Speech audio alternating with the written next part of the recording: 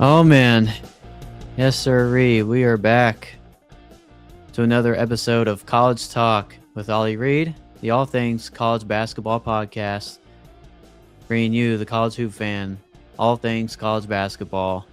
This is episode 2 of this series. It's been a while since I've done this podcast. It's been a couple weeks, but we are back after the first episode.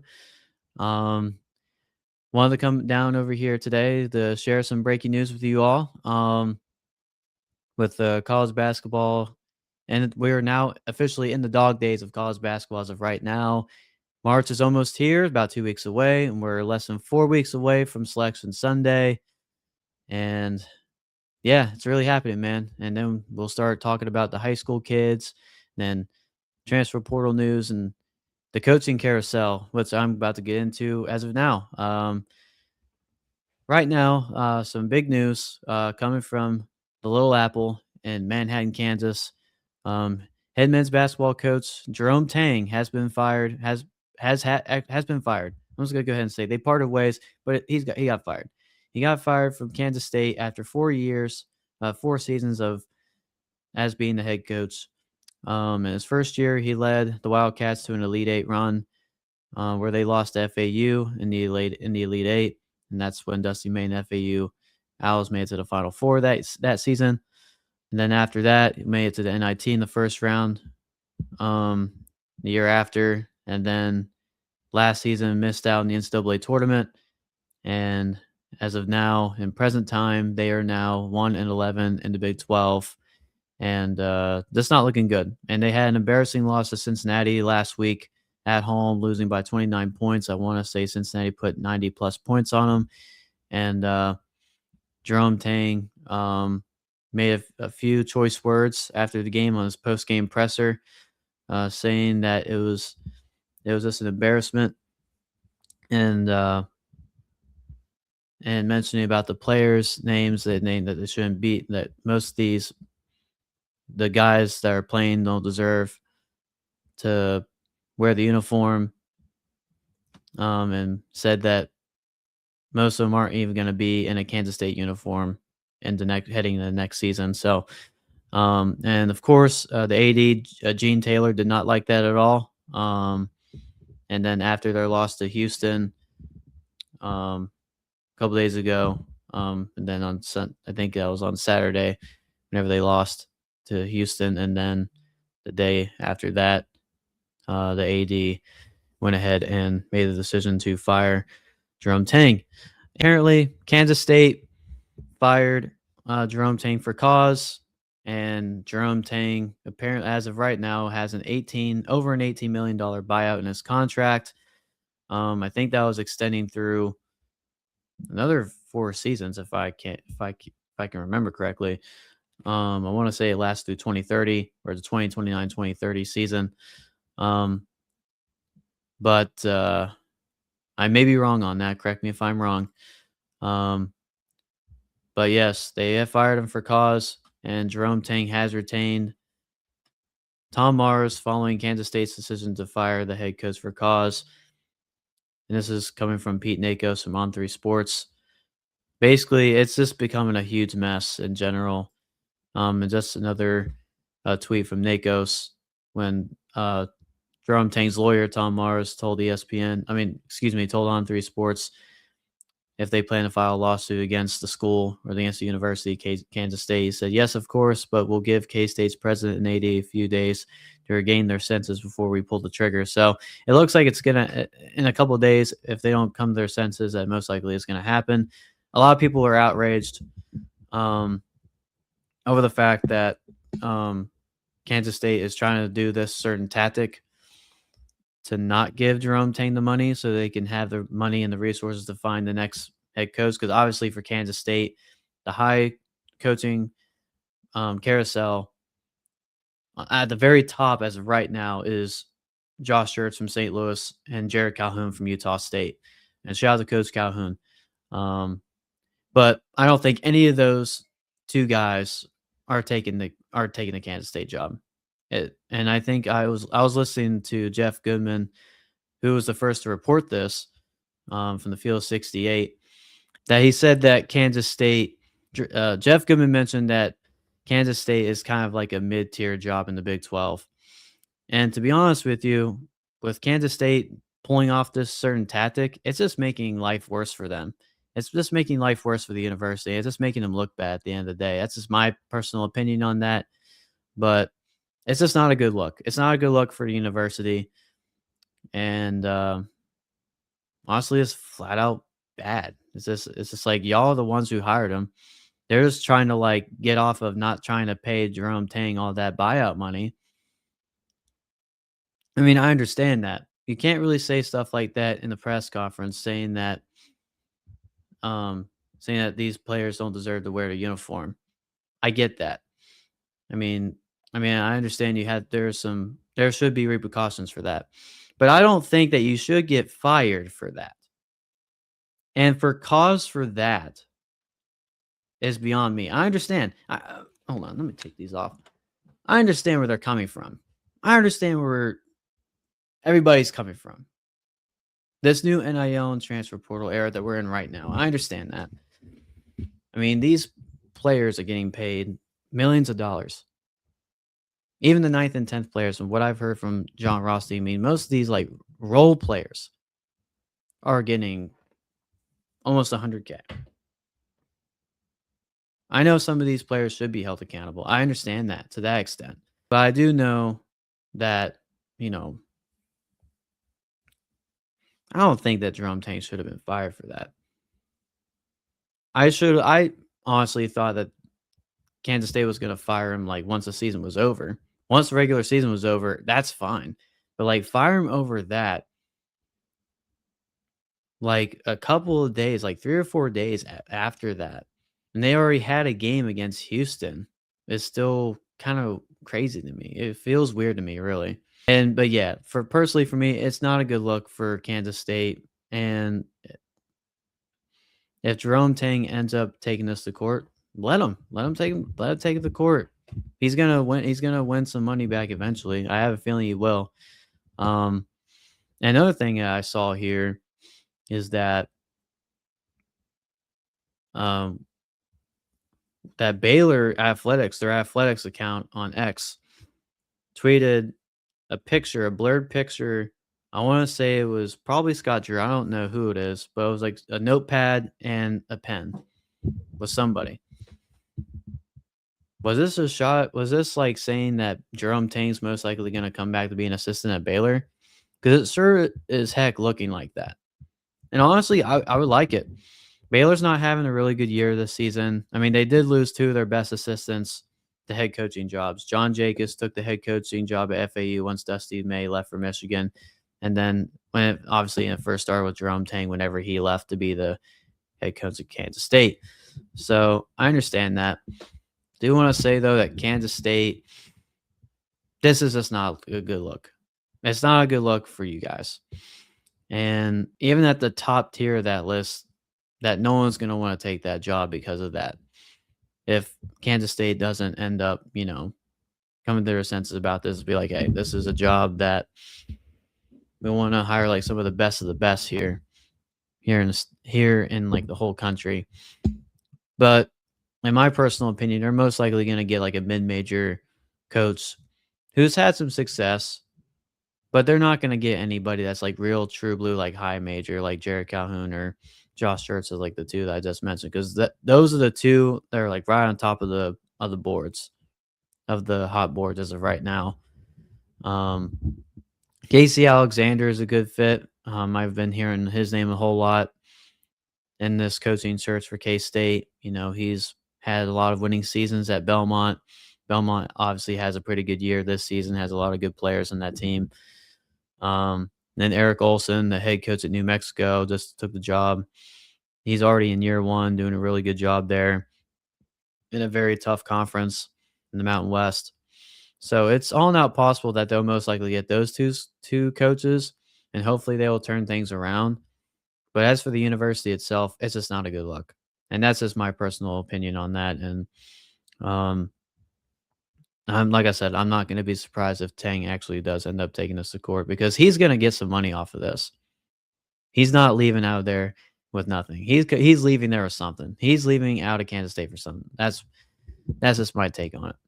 And now getting more into this coaching carousel. I heard that from overhearing about Jake Diebler mentioning something earlier about with Gus Johnson actually made a tweet about it. Not made a tweet, but he Ohio State was playing Virginia in Nashville, and Gus Johnson said some words about how Virginia pays their players and Ohio State has all their NIL money going off to Ryan Day in the football program, pretty much.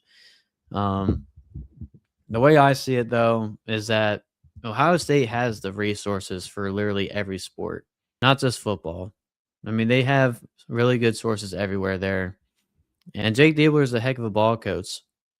But unfortunately for Ohio State, it has been kind of like a weird year. They do have a lot of good pieces on their offense, but they just lost John Mobley Jr. indefinitely with a hand injury.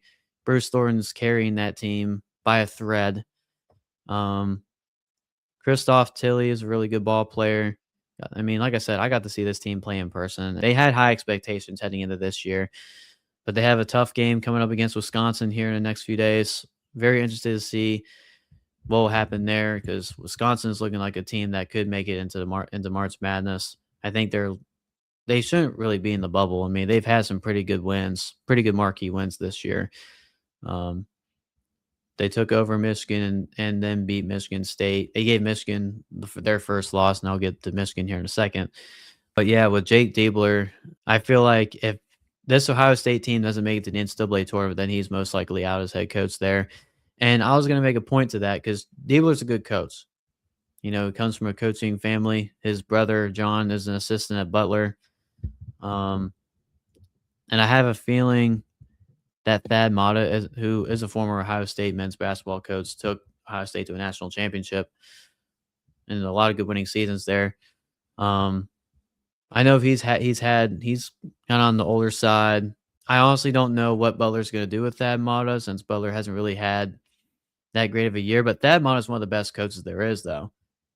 I mean, the only reason why that I want to say Matta's still there is because of the winning pedigree that he produces to these kids and these players. The only thing is, Butler is like one of the bottom tier resources in the Big East. I mean, and it's sad to see because Butler is a really high institution. And I'm just throwing this out there, hypothetically. If Thad Matta were to leave, were end up to retire, medically retire from coaching, then and Jake Diebler does, you know, if he does leave as Ohio State's head coach, I honestly think he should take the Butler job and, reunite with his brother. And I think, and retain some of those top assistants there for Butler because Butler does have some pretty good assistants. They do have some players that were, Butler's injury ridden. They've dealt with some injuries. Finley Bizjack, I think he had an injured wrist. They lost one of their starting point guards during like the beginning of the season. So, it's just, I honestly believe that, if Diebler does, get fired from Ohio State, that he should take the Butler job. It's obvious. Butler is a really high level basketball program in my eyes. Hinkle Fieldhouse, in my opinion, is one of the best in all of college basketball, one of the best venues in all of college basketball. And yeah, that's just how I feel about it. Butler has the highest basketball institution. It's right there in the heartbeat of Indianapolis. And, it's basketball royalty. The whole state of Indiana worships basketball like it's a religion. Butler should be right at the very top of that basketball level, right there with Indiana and Purdue. And it's honestly kind of terrible because I've been hearing a lot that their resources are not as good as any other in the Big East, and something needs to change. Something definitely needs to change there. But that's just my opinion on it. And I'm just saying, if Jake Diebler were to leave, I would say Butler would probably be the best fit for him. Just reunite with his brother, and they can take the Diebler brothers can take over the Butler Bulldogs from there. So hopefully we'll come back to this video and hopefully I predicted it right. But honestly, I still think Thad Matta is most likely going to be still going to be there for at least another year or two before he's before he um, retires. The Michigan Wolverines obviously are now the number one team in the AP Top 25, and for good reason. Arizona just went back to back losses. Just lost to Texas Tech in a thriller. Um, and Texas Tech is very underrated as well. But yeah, Michigan, Dusty May has really, really shaped that program into what it is. Um, Michigan, I think they've only lost one game, which I've already mentioned was to Wisconsin. They've beaten 10 of their opponents this season by 30 plus points. And I've even tweeted it before. They've had some quality wins. Obviously, the win against Gonzaga and the Players Era Festival was huge for them and for the university, winning that 1 million NIL bonus after winning the Players Era Championship. And then obviously had a big win against Nebraska, and then obviously getting a big win against their rival, Tom Izzo, Michigan State. So yeah, Dusty May has really reloaded that program. Michigan has like one of the best resources, if not the best resources in all the Big Ten, as from what I'm hearing. Um, I mean, they have high level assistants. Mike Boyden was a former head basketball coach at Oklahoma State before taking the associate head coaching job at Michigan, and Akeem Miskadeen is a really good assistant from Georgia, and he was also a former assistant with Dusty May at Florida Atlantic, and then Drew Williamson as well, really great uh, player development coach. And they got Kyle Church, and just that whole system in general. I mean, they're just really good at what they do, man. I mean, Michigan is like one of the best of the best, and they are a Final Four caliber team. I believe that they are a Final Four caliber team. They have Yaxel Lendeborg, who was probably the number one transfer in last year's class. He's highly athletic. He's very gifted. Can shoot. He's really improved on his 3-point shooting compared to what he did last year at UAB. Can get downhill at a very high level. As I said before, he has a really good catch and shoot. He's really improved on that, and very versatile, very aggressive on the defensive end. So a lot of positives for Yaxel, and how he's been able to retool himself. And well, let's talk about Ade Mara, man. The big 7-footer transfer from UCLA. He's becoming more of a point forward like we saw last year with Danny Wolf. I mean, it's just looking spectacular there for him. And talking about LJ and Elliot Cadeau, who's really improved his shooting. Um, and obviously he's known for being a pass first guard. And he was kind of the same way in his first 2 seasons at North Carolina, and kind of seen that a little bit more at Michigan, and he's really developed into more of a shooter as well. He's a really good scorer, which Michigan has desperately needed, and they've gotten that. And Morez Johnson, the big man from Illinois, really taking over in the paint, helping out Mara. And then the sixth man of the year for the Big Ten should go to LJ Casey, man. I mean, I talked about him before early on in the year on social. I mean, this kid is, he's athletic, he can shoot. And this gives the Wolverines a type of spark that they really need. So, Michigan Wolverines have done a fantastic job this year.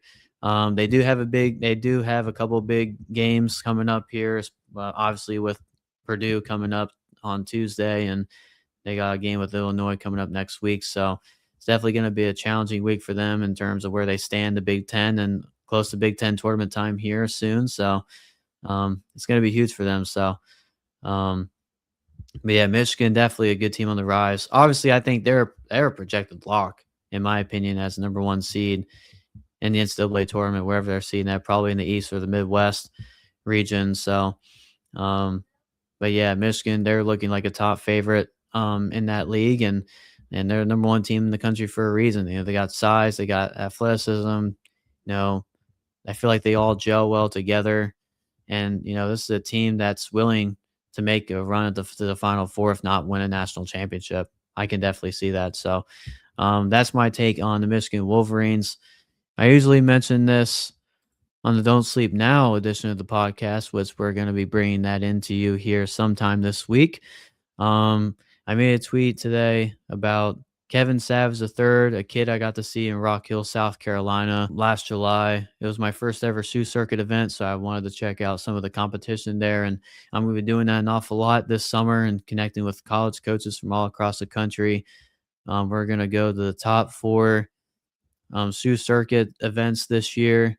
And I'll go into that here in a second. But I want to talk about Kevin Savage. As I've posted here, Kevin Savage III is a top 40 prospect in the 2027 high school recruiting class and is bound to be a star at the next level of basketball. The 5'11 point guard is a phenomenal playmaker that can get downhill for easy transition buckets, plays really aggressive on both sides of the ball, and can shoot the lights out from beyond the arc. The Atlanta, Georgia native is hearing from schools like Purdue, Georgia, Auburn, Ole Miss, Iowa, and others. So hopefully we get him on later here on the podcast on the Don't Sleep Now version of the podcast. But yeah, the kid's very solid. Played for Game Elite. Is a team in Georgia, played up a level since he's a 2027 class. He actually played for the 2026 group alongside 5-star senior Caleb Holt. And also play with UConn commit Colbin Landrew, who's his teammate at Wheeler High School in Georgia. But yeah, I mean, he's really aggressive. I can see, like, I've seen like through highlights of him recently in his junior season at Wheeler that he's really athletic. He can get to the rim at a high level now. This is a really aggressive defender as well. So yeah, I mean, like as I mentioned before, I mean, he just plays aggressively on both sides of the ball, and his passing is phenomenal. So the court vision on this kid is really good. Got to talk to one of the assistants that was reaching out to him, and they really like this. They said they really like this kid and would like to have him on, they would love to bring him into their school. So that just says a lot about Kevin Savage. He's a really good ball player, really good point guard. And if you know me, I love them undersized guards more than anything. And because they have that underdog mentality. And it kind of reminds me of my former high school teammate, Kaden Matheny, who is now the starting point guard at Liberty University and one of the hottest mid-major teams in the country. Really solid. He was a really good sharpshooter. And took that program that I was in at University High School, Morgantown, and took him all the way to the promised land and won a state tournament in 2019. So yeah, it kind of started off with that, with the small guards. I love them small guards.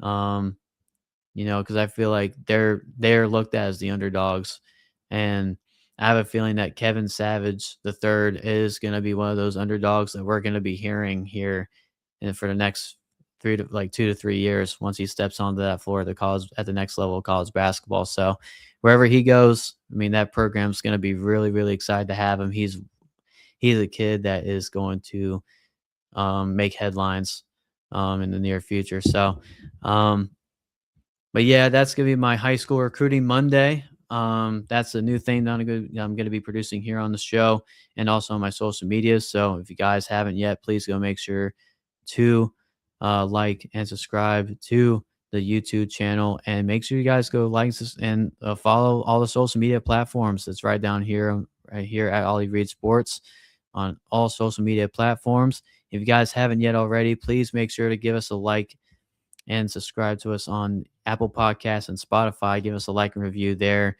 We want to hear your reaction to all the news that is going on around the world of high school and college basketball across the country. So, but that's going to do it for this show here. I'm really excited for you guys tuning into this show. But like I said before, we're going to get some college coaches, college players, high school basketball players and coaches all at the high level here, and then some, especially here in my home state of West Virginia as well. But that's going to do it for us here. This is Ollie Reed Sports signing off.